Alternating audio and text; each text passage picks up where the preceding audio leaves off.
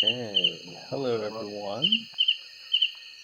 Welcome to our very special meeting today. We have a special guest from across the globe. So, I am basically going to introduce our special guest briefly. Um, his name is Sviatoslav, and he comes from Ukraine. And he's going to talk about his unique experiences as an autistic adult in Ukraine. And so take it away.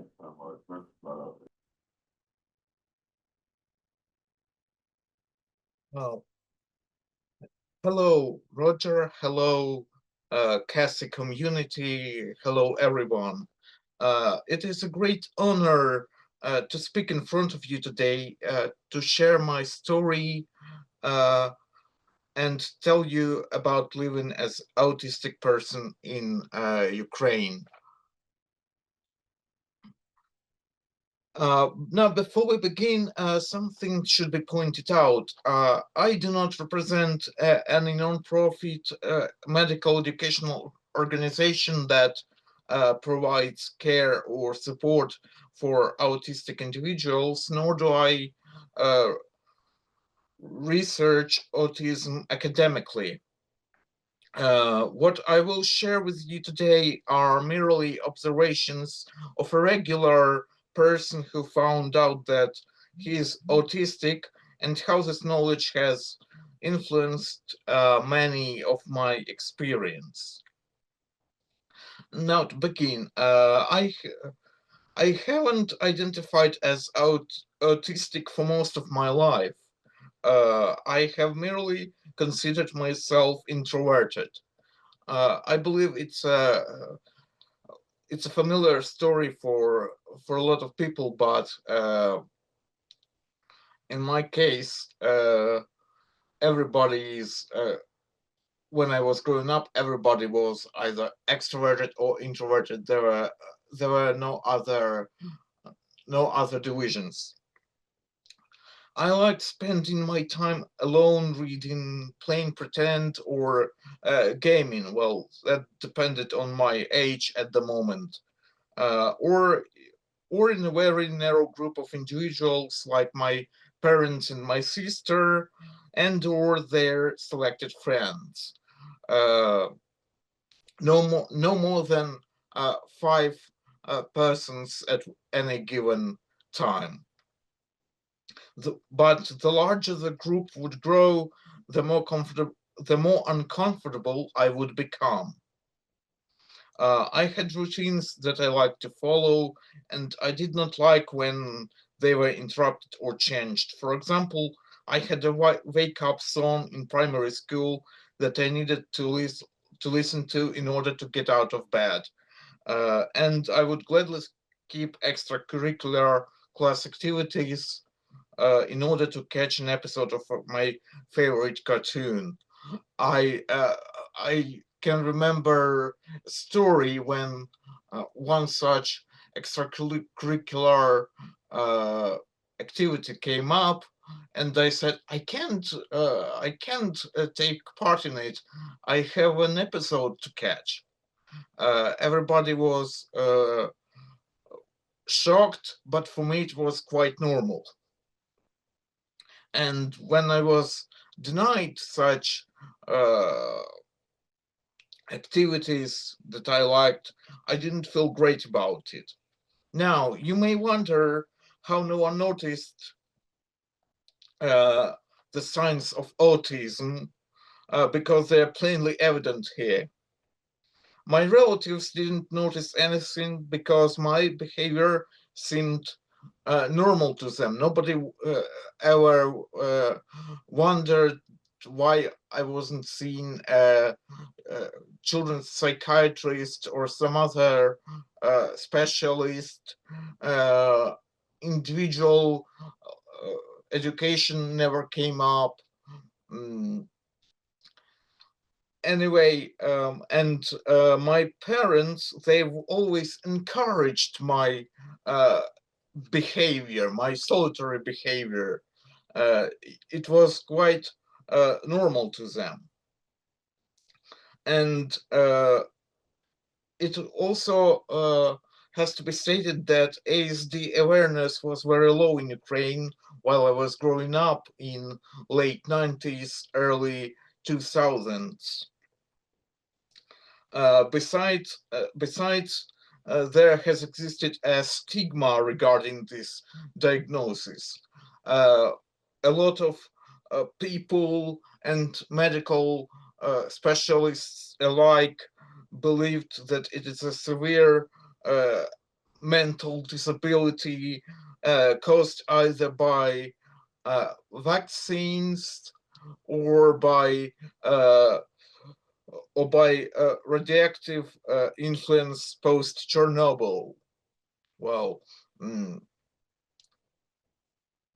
these these misconceptions were most prevalent, and as a quick anecdote, the first time I heard about autism at all in a positive light was in the late 2000s, actually, when I was watching an episode of House MD, illegally at the time, so sorry about that.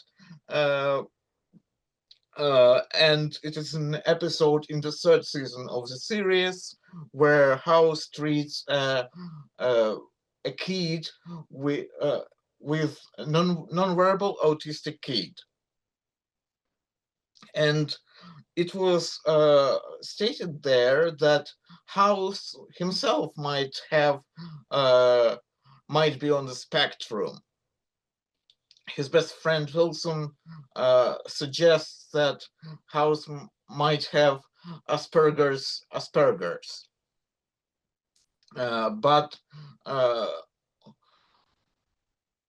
And I think that it was the first representation when I saw a doctor, a smart individual who treats people who is considered autistic at the time. Funnily though, I have rewatched this episode legally this time before our meeting today. And it turns out that I misheard. I have misheard the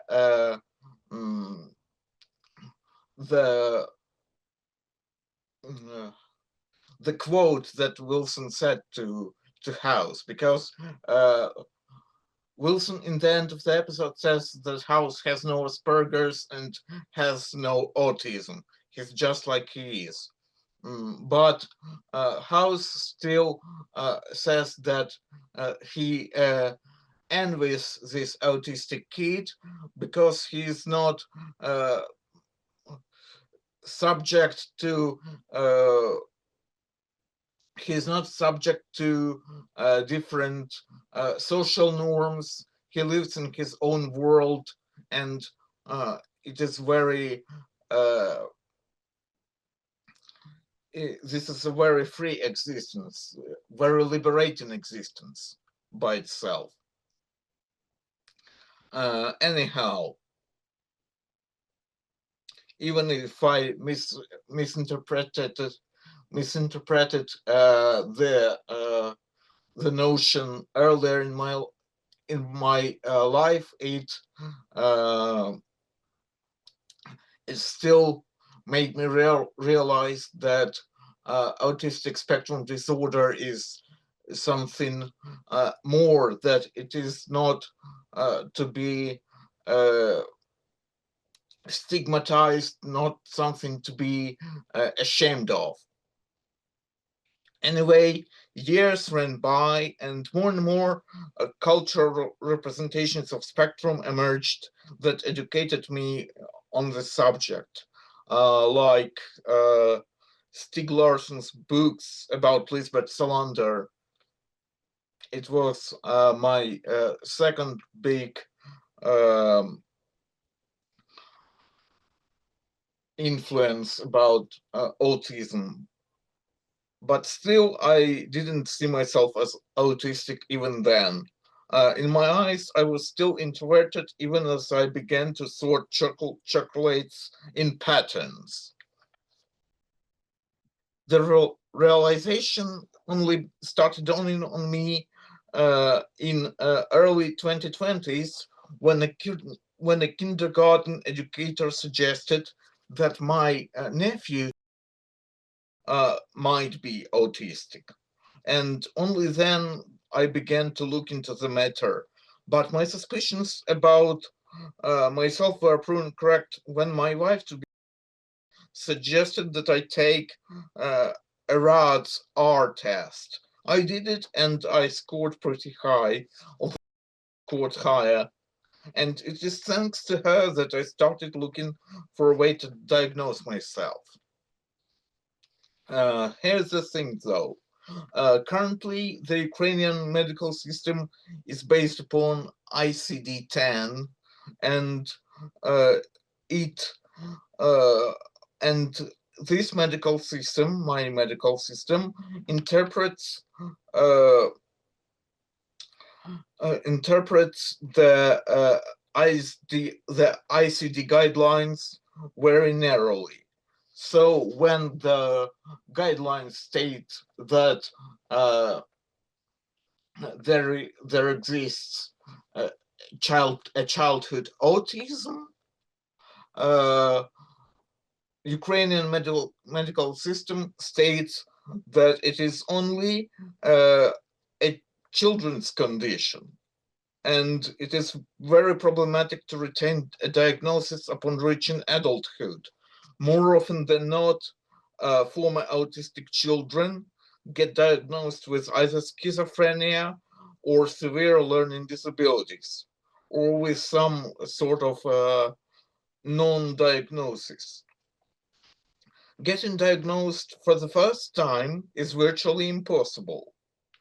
My wife and I were lucky enough to find only one diagnostic center in Kyiv that provided diagnostic services for adults. And we both took ADOS-2 tests. But even then, the diagnosis had to be corroborated by the state medical system, and it presents another set of problems entirely.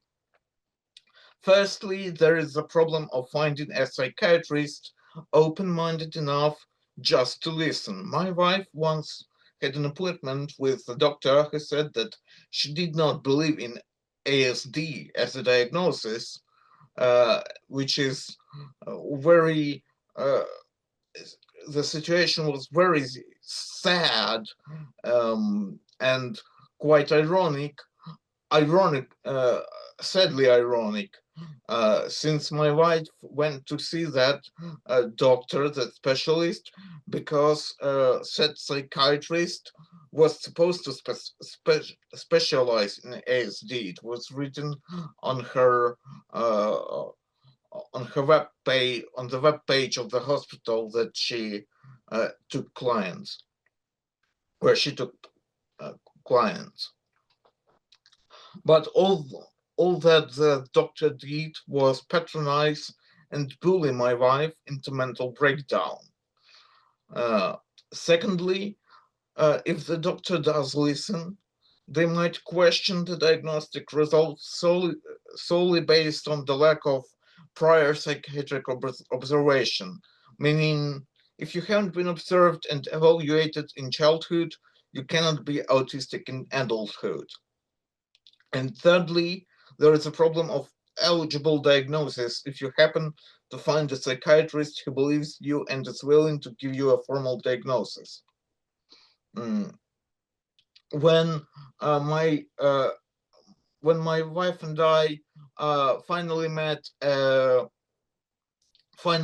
doctor who was willing to give us formal diagnosis, she couldn't select autism in system because we were she couldn't choose this setting in the system because we were both adults at this point of time. Funnily enough, Asperger's was an option. So both my wife and I are formally have received a formal Asperger's diagnosis. However, this is not the end of my story. This is here things become fun, funny and crazy at the same time. Even though I received a formal Asperger's diagnosis in one state clinic, this diagnosis was later put to scrutiny by a different state clinic. The thing is, Ukraine is since Ukraine is at war with Russia right now, I, being a male who can be conscripted, had to undergo mandatory medical evaluation. And due to my Asperger's, I was sent for additional evaluation in a psychiatric hospital. The diagnosis that I received there stated that I had other specified mental disorder due to brain damage. This is according to ICD-10, this is a code F06.8. Though they recognized that I have certain autistic traits, but still, this was rather a non-diagnosis. What is funny though, that I had to retake a medical evaluation later again, and this new diagnosis was later scrutinized. And I was sent to a different clinic. Well, I didn't go there because this was actually getting too absurd for my liking. So, so I let bygones be bygones. But given everything that I have said thus far, there is potentially a whole generation, likely more than one, of undiagnosed autistic adults in Ukraine who need support and proper faculties, as well as adjustments in everyday life, academia, and social spaces. Because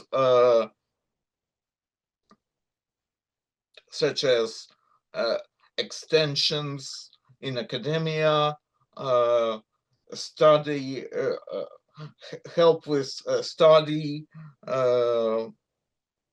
or dimmer lights in social spaces, a lot of things. Still, the situation isn't as grim as it may seem, as ASD awareness and neurodivergence awareness in general in our society grows, slowly but steadily. There are educational spaces now for kids and adults with autism in every region of the country, like the one in the city of Odessa in the south of Ukraine, which specifically works with autistic adults and assists them with professional training and job orientation. They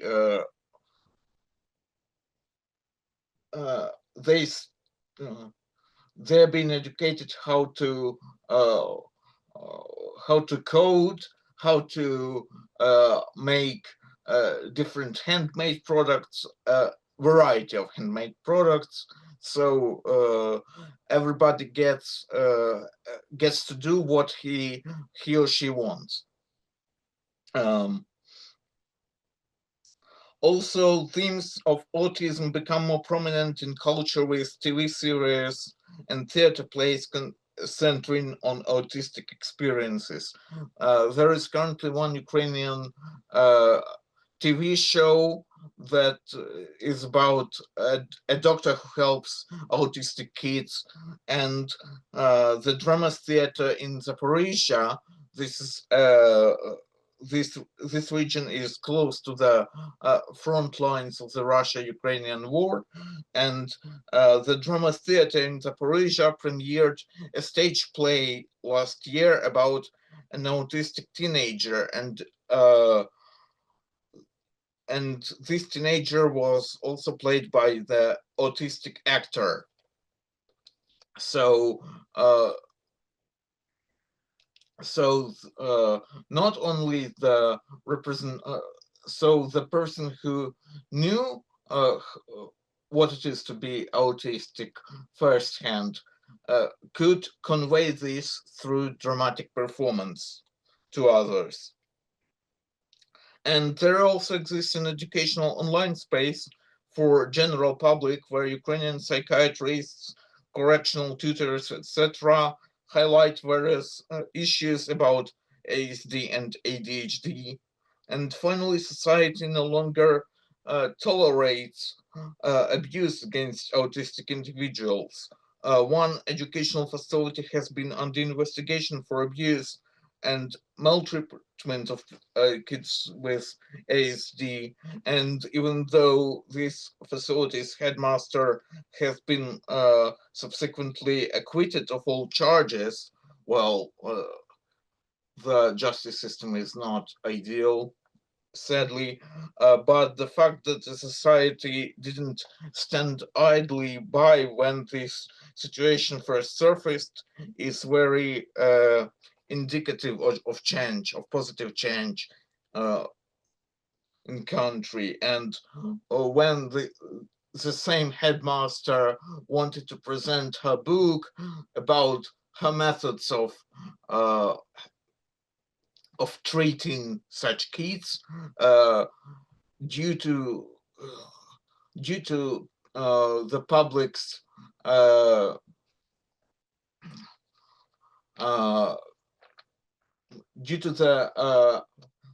public's anger about this presentation was cancelled by the store that has previously agreed to provide space for said presentation. And another case is when one children's author was also heavily criticized for insulting an autistic kid during the book presentation.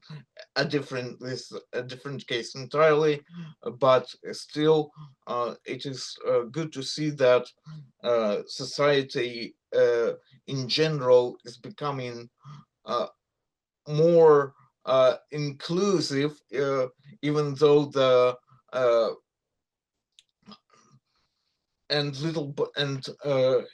and develops little by little.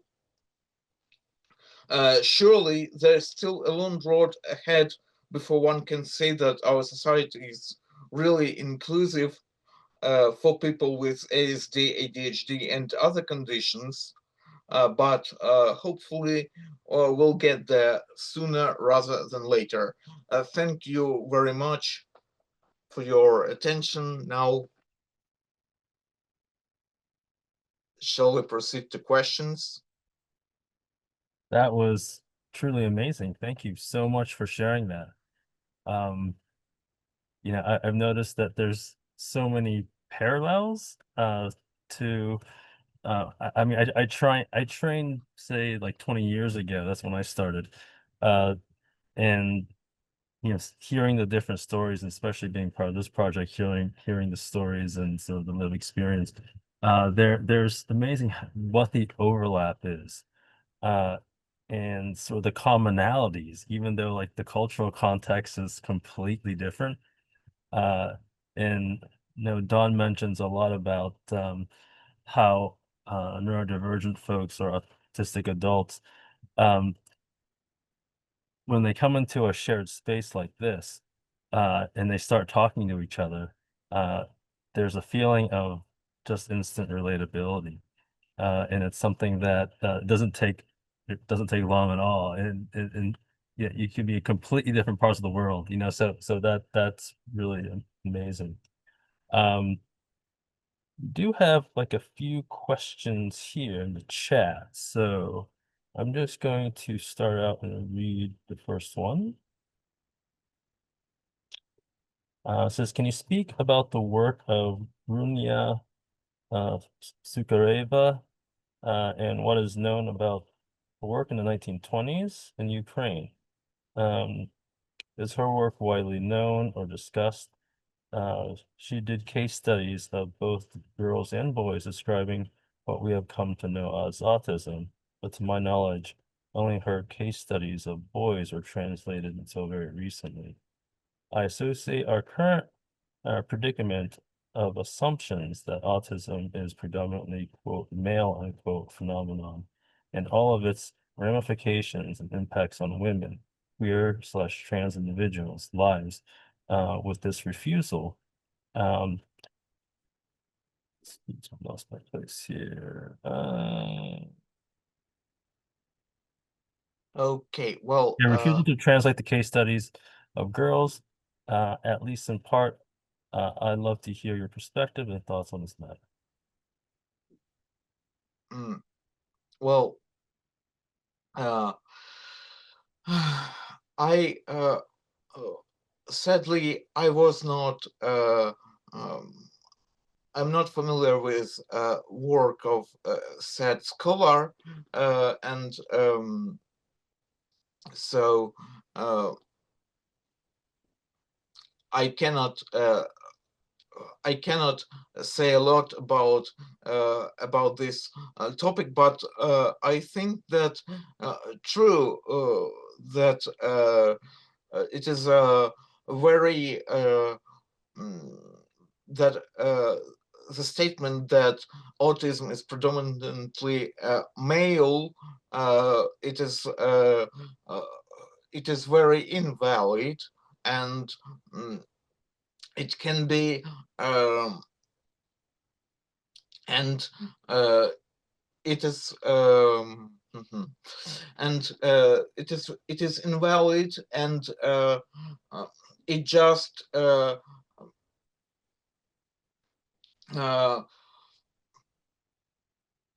it doesn't it doesn't give us a lot of possibility to look at different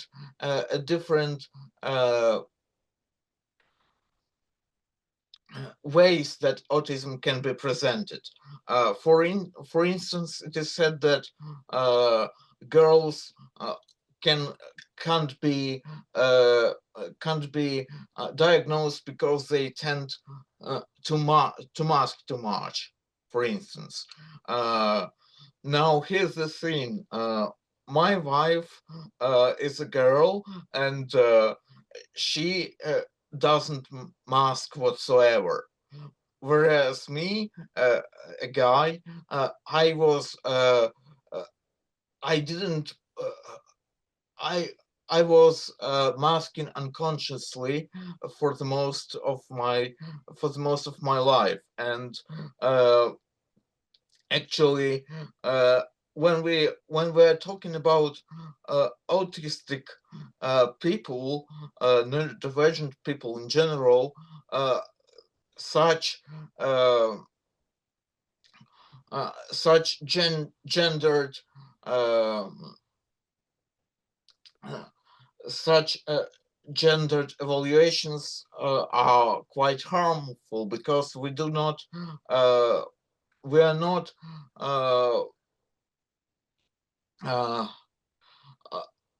any given person can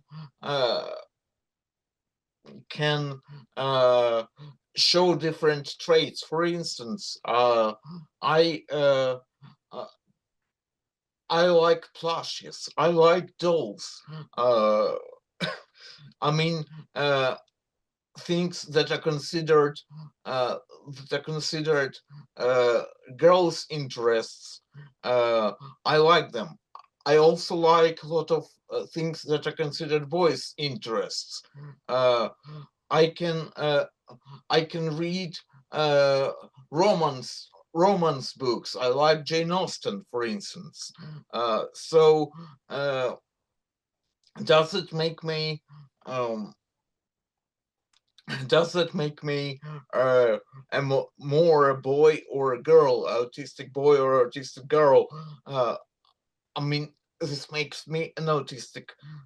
This may make me an autistic person, a person of many interests, special interests, and uh, th- just a lot of just things that give me pleasure.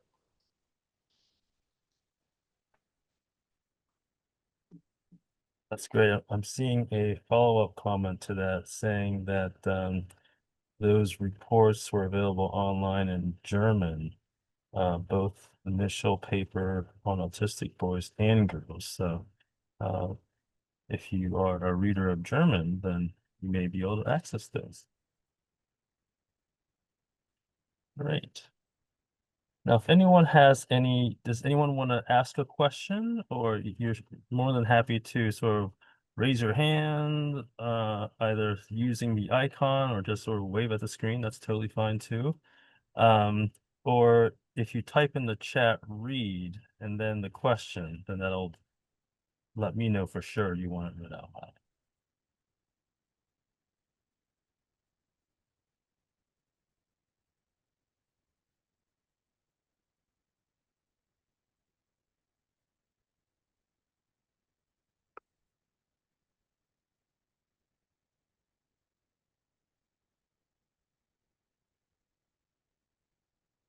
Okay.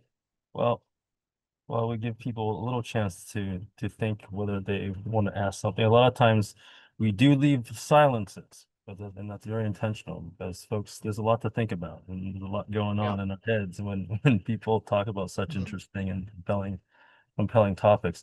Um, I think what really, I mean, there's so many things that struck me about your story. Um, and it's so interesting to me that uh these things sort of play out regardless of like where you are in this world, so this sort of understanding or sort of I should say misunderstanding, that this is a sort of a male, primarily a male uh identity or diagnosis, if you want to use that word.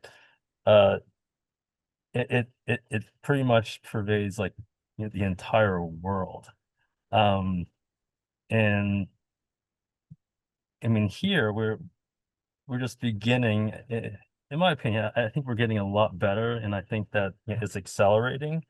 But it really is becoming apparent, that um, that is really not true. And now there are, I think, more and more studies that are trying to sort of figure out, well, why is this sort of happening? In terms of why do we have this? Why do we have this like huge bias, in diagnosis?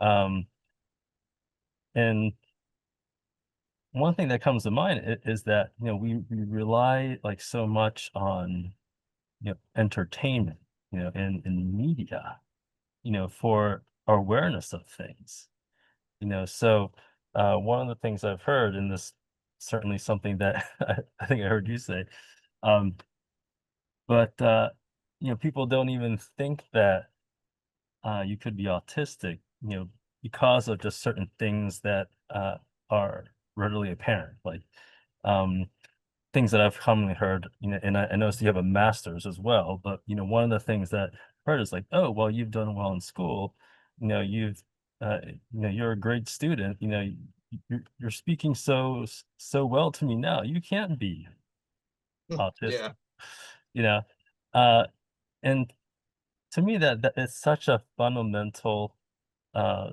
sort of error, um, and that's why I think that, it's great that, people are sort of coming on and, telling their lived experience, sharing their stories, because that narrative, needs to be revised, it needs to be corrected, and we have against, or what we have to compete with is all of the years of sort of movies and, uh, things that the media has fed us, Uh, and that needs to be undone, and the only way that I think we can do that really is to be even more visible, so that, the reality is what's more visible than what the media, is trying to portray to us. And I think that it's even more powerful that people coming from across different countries essentially, having these parallels in their stories, so it's not just a few handful of folks in the US who are willing to talk about their stories, but we got people internationally, and the themes and the patterns, are become apparent. And to me, I think that that's hugely powerful, in sort of re-educating the public about autism. Um, did you want to say something? Yeah, I don't really have a question. I just wanted to say thank you so much for sharing, and just, to Rutter's point about just how much these things resonate across different cultures. I was born in Ukraine, and then mostly raised in the United States, and I've been sort of thinking about how much of my experience, I wasn't diagnosed until I was 30, so long time. Trying to sort of think about how much of my experience growing up and how close-minded my family is, all these things, how much of that is cultural, how much of that is you know this society. And it was really interesting to hear you talk about some of the very similar prejudices that cut across Ukrainian culture and US culture, and then also um the point that you made about Chernobyl, which of course Chernobyl um makes total sense, and it got me thinking, what were they blaming before Chernobyl happened? I'm sure I haven't told my parents that I'm autistic. I don't want to deal with it. I don't want to deal with all of these prejudices. I know what's coming. But I'm sure they would blame Chernobyl. But then my father's autistic. I mean, he's not diagnosed, but he's autistic. Um, he was alive long before Chernobyl, and I'm wondering if you know any of what has been blamed before and kind of how those narratives have evolved. I guess I do have a question. I didn't think I did. Um, anyway, thank you for your talk. Well, I do not know what was blamed before Chernobyl, but uh, yeah, since early 90s, this was the big thing that was blamed on. Well, everything was blamed on Chernobyl. Uh, every uh, every problem, every disease, it is radiation's fault. So basically, and also we glow in the darkness. Uh, yeah,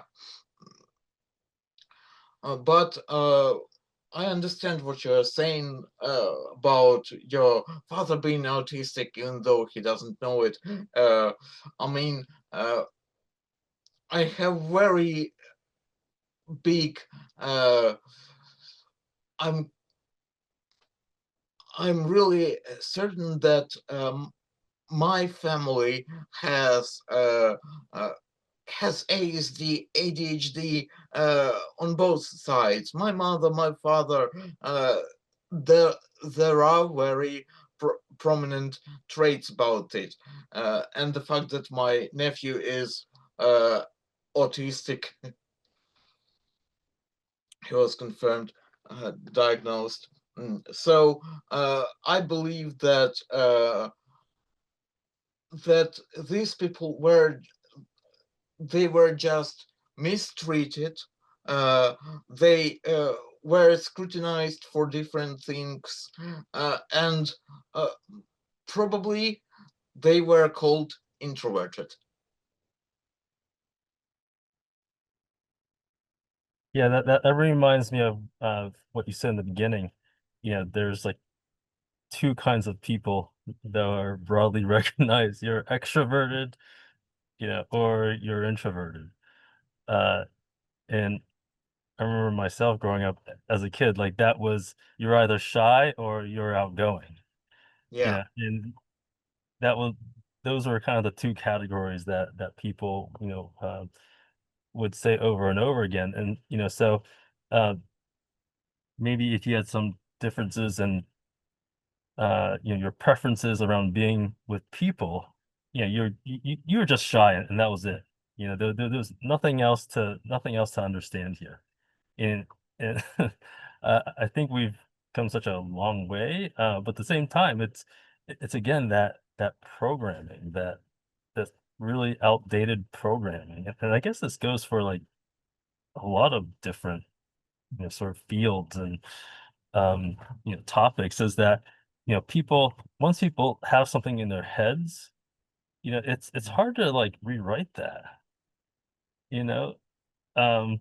So it becomes almost like a very, very active process, and like something that it's not passive anymore. You have to sort of come out and be quite assertive, about what these realities are. Because if you let people to their own devices, they're just going to fall back on knowledge they gained like 30 years ago.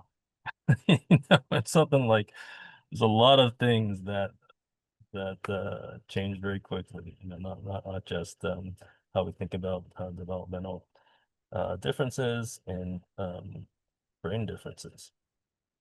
All right, let me see if there's any other questions. Oh, you want to say something? Yeah, I just wanted to sort of grab onto that bit you said about um, the patterns and like noticing what happens when autistic people get together and talk to one another about all of these things. And that's something my own research is looking at the pattern of invalidation, for example. That's the word that I'm using, the term I'm using to sort of encapsulate this dynamic. And one of the things that I run up against in terms of challenges like you're talking about, having to be assertive, is that even within large language models, this notion that um, that anecdotal, so-called anecdotal evidence doesn't count. It's not objective. It doesn't count as quality data. But I just wanted to talk about something that I've come to sort of see as like, to use a sort of generalizing term, like collective testimony. Like, so when you look at all of the millions of pages of lived experience narratives and autobiographical works and blogs and zines and discussions like this, where these patterns we identify over and over and over again across the world, I guess what I'm circling is like, how do we sort of operationalize that collective testimony without essentializing or speaking for others, which is also a huge issue, not just in general, not just in the academy or in society, but also amongst autistic people. We're not all the same. Nothing is monolithic. But how can you deal with that heterogeneity while also talking about this extremely apparent and common, almost concrete and durable pattern that exists? Um, so I just wanted to open that up to see what people think about all of that.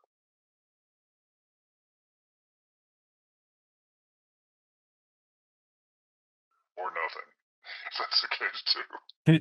Too many thoughts coming at the same time. I think one of them at the surface is this fact that the history of it is so sort of shrouded in medicine and psychology, and not in a positive way. The diagnosis, or case reports of abnormalities, sort of this deviations from the norm.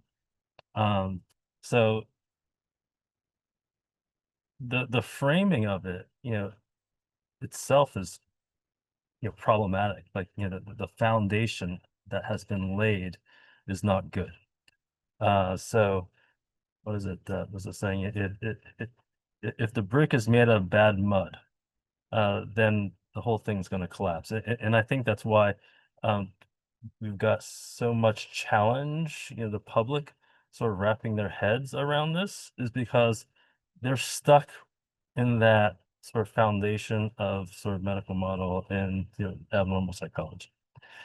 So constantly looking for sort of abnormalities or deficits, you know. So if you're trapped, and that's almost like maybe the analogy to that is you know, going to a city and having the wrong roadmap, you know, and thinking that you have the right roadmap, you know. So it doesn't matter like what you do or how hard you work or how motivated you are, it's the wrong map, and you're just gonna get more lost. Um, so it seems like really trying to sort of shift the paradigm, um, which I know it's almost like a cliche now, but I mean, really, it's so. I think it's like this is a great case for that, you know, and that the way you're thinking about it initially is is not correct, you know. So uh, there needs to be sort of a recognition of that, you know, and sort of rebuilding, you know, of what we understand based on data, not just data that people, quote unquote, experts sort of fabricated in their minds on an armchair, sitting on an armchair and computer. You know, we're talking about like people who with lived experience, right? Because it's all, I mean, it's because even those measures that are artificially constructed, um, that's the same thing about using the wrong map, you know, for a city. I mean, you're not going to get very far with that, you know. But if you have people with lived experience, you know, then you have, in my opinion, you know, accurate data, and that's, I think, how you might build something up. Oh, how you doing? Sorry, you're on mute if you want to. I was having a hard time unmuting. Yeah, it's great to be here. I came in late because I couldn't find the link until I got an email that asked me if I wanted to contribute to some chat, and it had the link. So here I am, at the risk of possibly repeating uh, what was already mentioned. I did catch a desire to incorporate lived experience and using an abilities-based approach, uh, focusing on strengths. What can the autistic person do in Ukraine? And there's an amazing organization that was there before the war. The organization still exists, but the war has to end before they can put it back together. It was called Child with Future. I've spoken at a few of their conferences. I know the organizer uh, very well. She's a good friend of mine. Um, and I've been involved with them maybe for about 7 years. So they could be a great resource. Not could be, they are a great resource.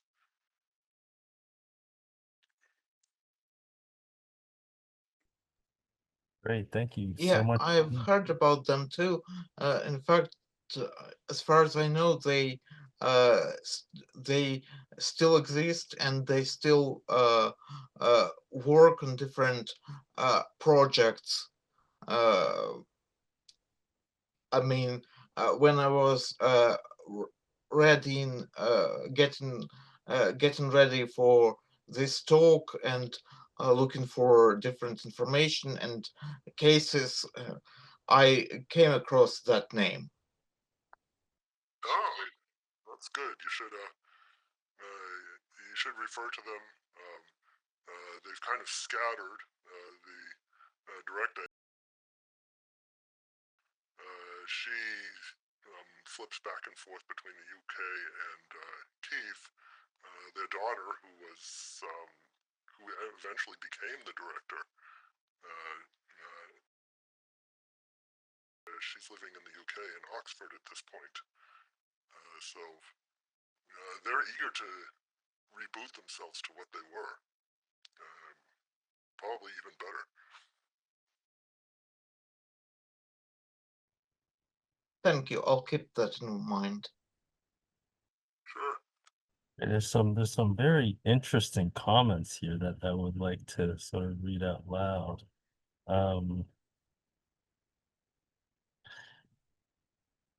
Here's one. Before I was diagnosed, more than one psychiatrist actually told me my sense of otherness was because I'm Ukrainian. So cultural difference making me feel like an outsider to humanity, not autism. Took a psychiatrist who was also an Eastern European immigrant to actually diagnose me. I find that so fascinating because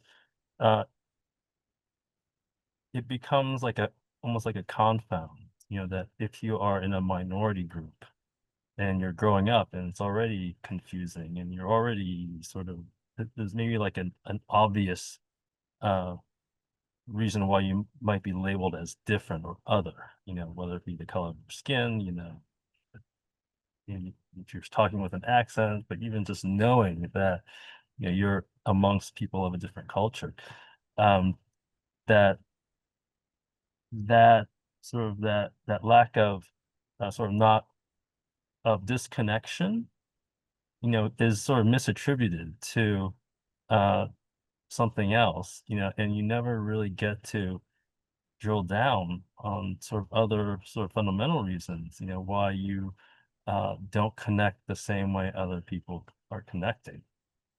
And one thing that I've heard before is that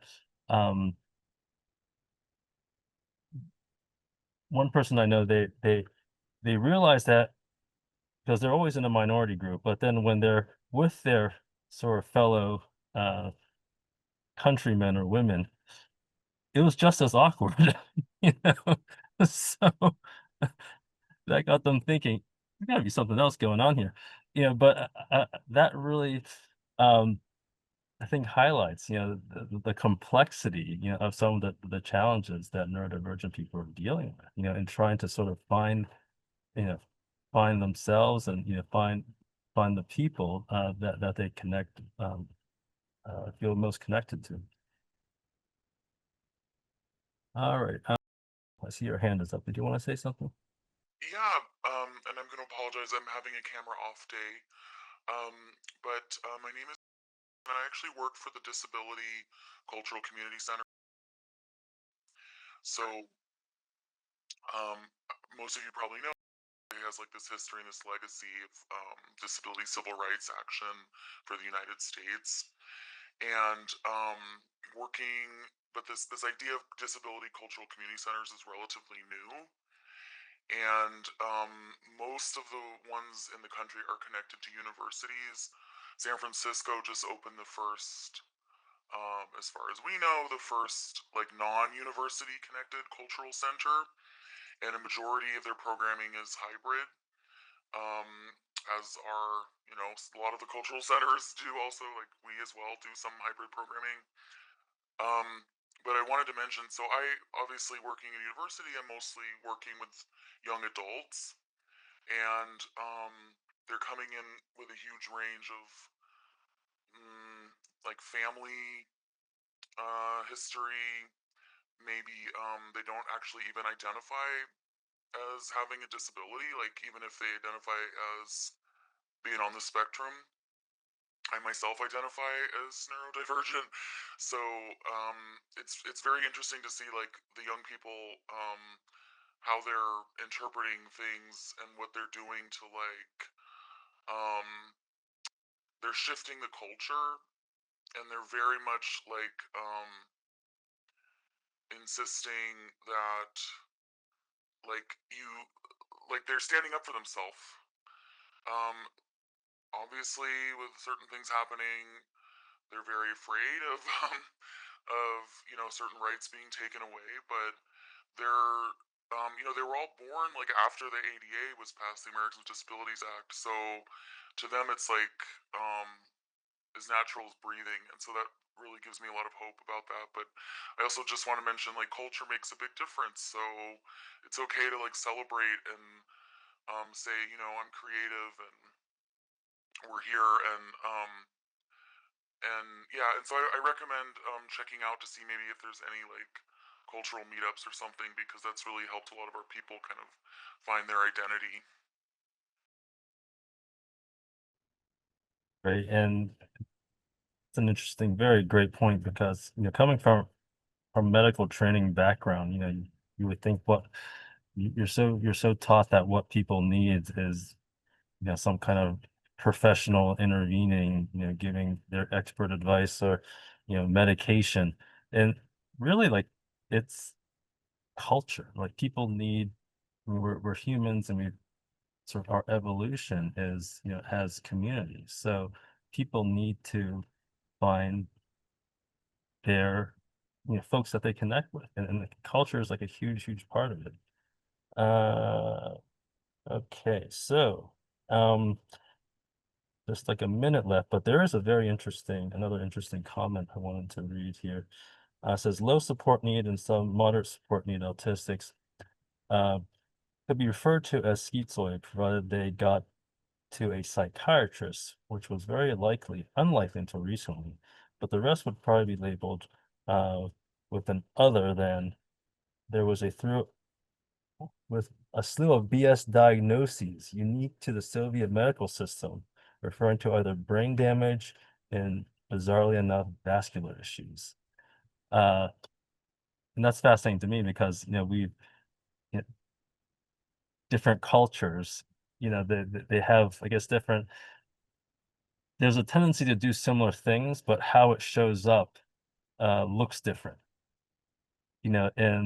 um, and what you said earlier, about, some of the original diagnoses that, there's some sort of neurological injury, that kind of thing, versus, oh, they're just shy, or, even, in certain cultures, that people are deemed as, like sacred, or, different kinds of giftedness, so, I mean, the cultural context is very fascinating. And what that also says to me is that, we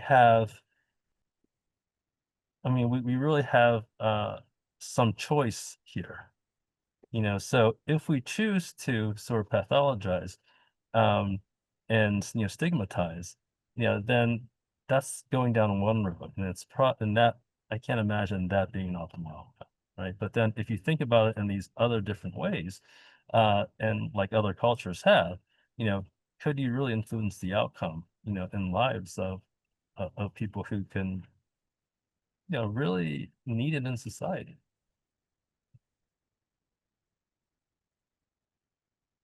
Okay, let me see. All right. Any other questions? Anyone else want to say something?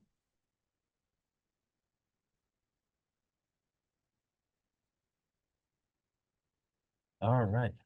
Well, if not, then I really want to thank everybody for joining us. Sviatoslav, so appreciate your coming on. I mean, this is really stimulated us. Fantastic discussion here. And your perspective, that's one of the things I really love about these meetings is the perspectives you gain from the lived experience. And it's all about the lived experience, and that just help us sort of understand, how really to move the conversation forward, and to help society go in the right direction. So thanks again. And thank you.